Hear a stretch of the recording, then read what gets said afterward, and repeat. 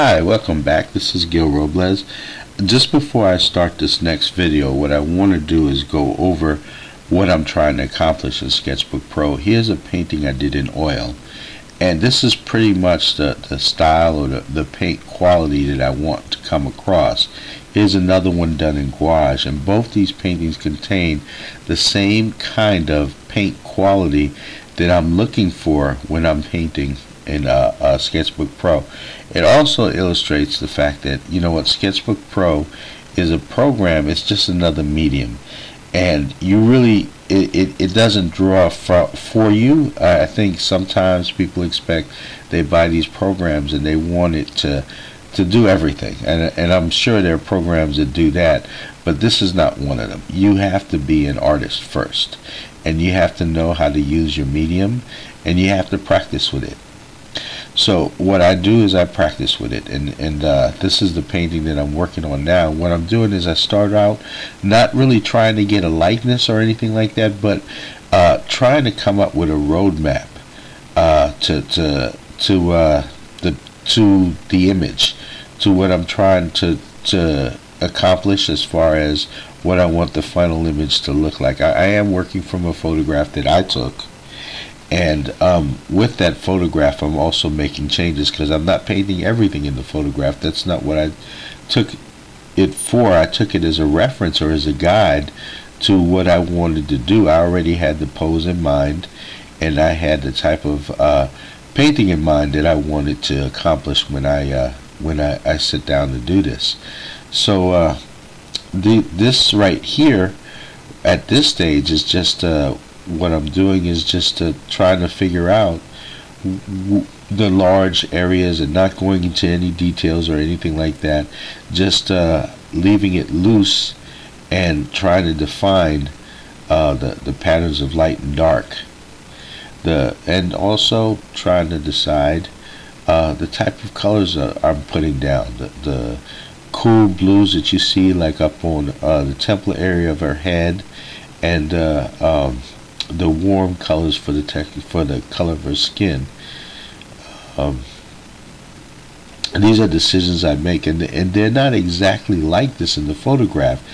Sometimes I exaggerate it, because like the blue, I exaggerate it because I feel like the painting needs that exaggeration. So you really have to know ahead of time how to use your medium. You really have to know ahead of time how to do these things. Before I picked up doing Sketchbook Pro, I worked a lot in traditional mediums, and I still do. And so I mean, as you saw just a few seconds ago, there was over her right shoulder, there was more of the couch that she was leaning on. I made a decision that that's a little bit too much for the image that I wanted to. It takes away from that area right there, so I eliminated it. I don't follow the photograph entirely. I use it as a guide or as a reference, not as something that's to copy off of, because that would just be boring. And you do that in life. Everything is an abstraction in that sense, that, you know what, you don't necessarily put down everything that you see. You put down everything that you need to communicate what it is you want to in your final image.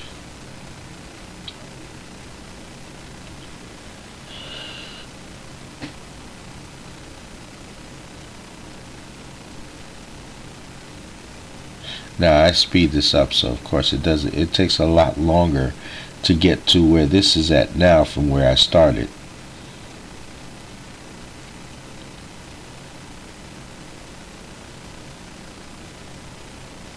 But even still, at this point, I'm not necessarily. I'm jumping from place to place. I'm trying to build up the whole thing as once.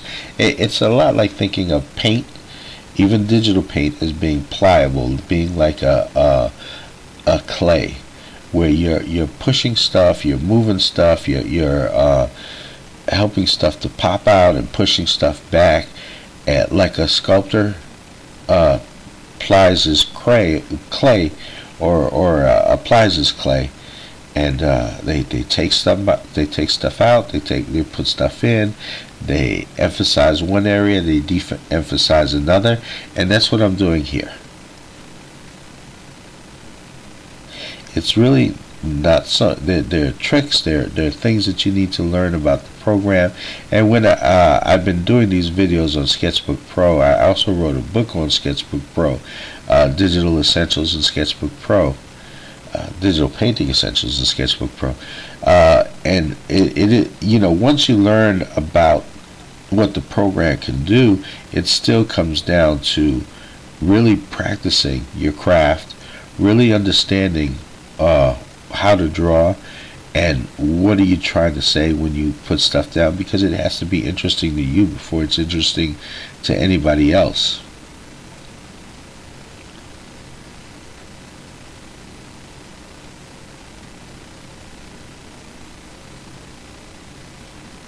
You see, and one of the great advantages of working like this, where you're working from the large masses and then defining it into the small details, is that bunch of hair on her left side, individual strands of hair. She has dreadlocks, and it's first what I did was like right here is just generalize it, and then later on I was able to go back in and pick out the lighter areas first, the middle value areas, and then the lighter areas.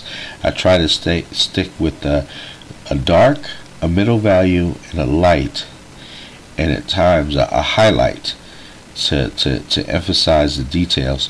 But that's about it. I try to keep it simple, and from those simple, basic ideas, you get a more detailed image.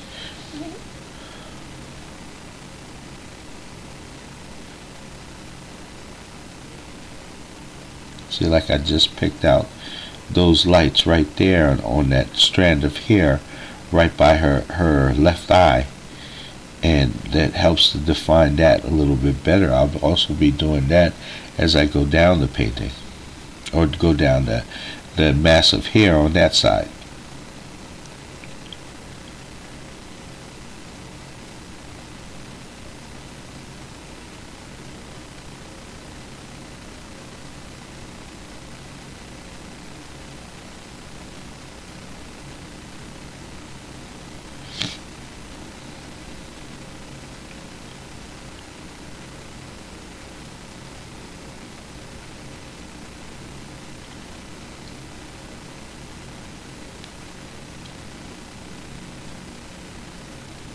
Now, I'm doing a speed painting right here, but with my schedule and my time, actually this painting was done over the course of about 3 or 4 days, maybe more. I don't remember. This was a little while ago, so I took my time in doing this painting. I have a schedule. I have a 9 to 5, and I come home. I have kids.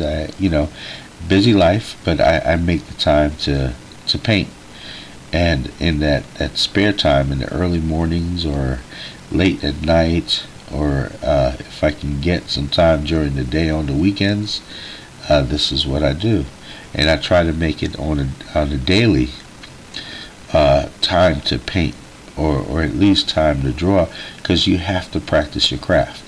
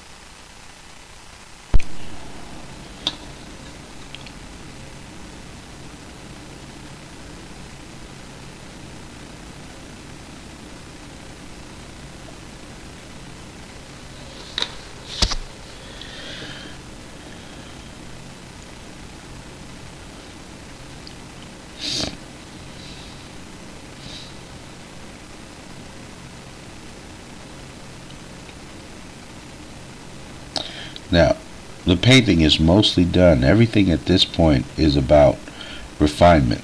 And really, from beginning to end, it's about refinement. It's about putting down those big areas, like I said before, and then refining it.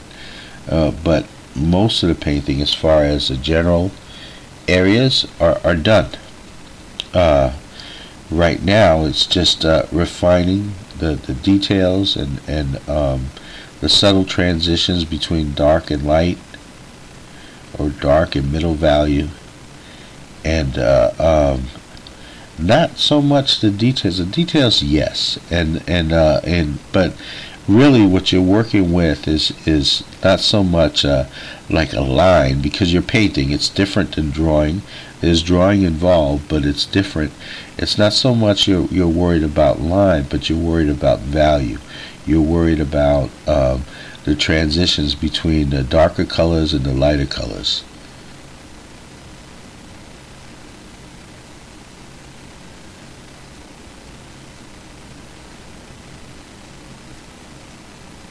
And keeping it simple.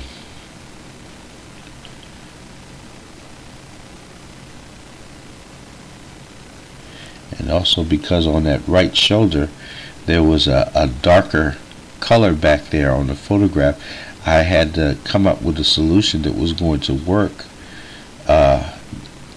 Part of it is that you work from your imagination. Part of it you work from what you see. So here I am trying out a bunch of different things to find out what's going to fit right there that looks real, or it looks like it makes sense, because there's something missing.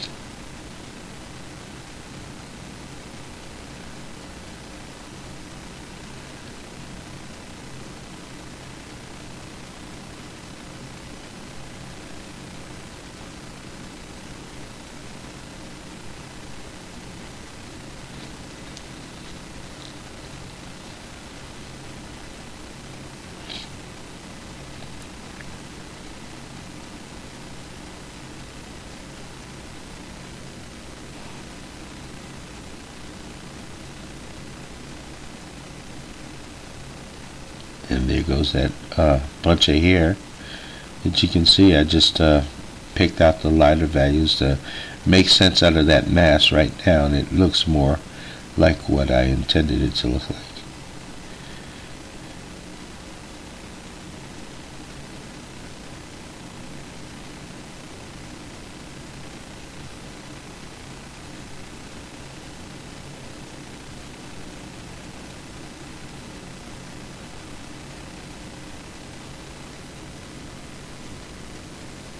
And here's the final painting.